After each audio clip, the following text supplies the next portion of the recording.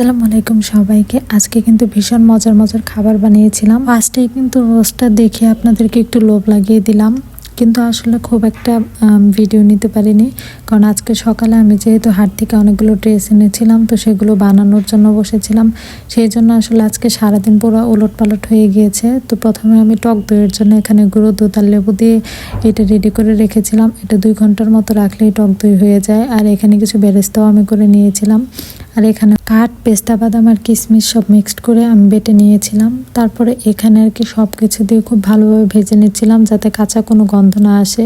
আর অল্প অল্প পানি দিয়ে মিক্সড করছিলাম। আমি টক দইটা 2 বারে দিয়ে দিয়েছিলাম। ফার্স্টে টক দইটা দিয়েছিলাম, আর বাকি যে অংশটা ছিল ওইটা আমি জাফরান দিয়ে মিক্সড করে তারপর আর কি দিয়েছিলাম। রোস্ট রান্নার সময় কিন্তু জাফরান ইউজ করলে কালারটা অনেক বেশি ভালো আসে। লাল মরিচের গুঁড়া দিয়ে সেরকম কালার আনতে চাই, কিন্তু ওভাবে কিন্তু টেস্টটা ভালো আসে না। তো স্যাফরন ইউজ করাটা আসলে বেস্ট হয়।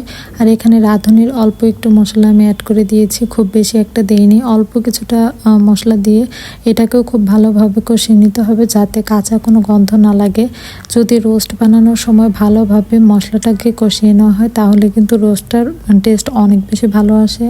সব কিছুকে আলাদা আলাদা করে ভালোভাবে কষিয়ে তারপর লাস্টে আর কি একটু গরম পানি ইউজ করেছি। আমি এখানে খুব বেশি একটা পানি ইউজ করিনি, অল্প কিছু পানি ইউজ করেছিলাম আর কি। আর এটার সাথে টক দই আর গুঁড়ো দুধ মিক্সড করে দিয়েছিলাম, যেহেতু লিকুইড মিল্কটা আমার হাতের কাছে ছিল না, তো সেই জন্য আর কি।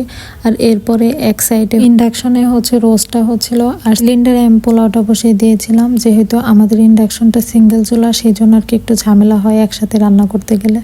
তো সব মিলিয়ে আর কি তাড়াহুড়ার মধ্যে যতটুকু ক্লিপস নিতে পেরেছি ততটুকু আপনাদের সাথে শেয়ার করলাম। আর পোলাওয়ের তেমন কোনো রেসিপি আসলে আমি ওইভাবে বললাম না, কারণ এটা তো সবাই পারে, এটা বলার মতো তেমন কিছু নেই। জাস্ট পানির পরিমাণটা একটু বুঝে শুনে দিলেই পোলাওটা কিন্তু অনেক বেশি পারফেক্ট হয়।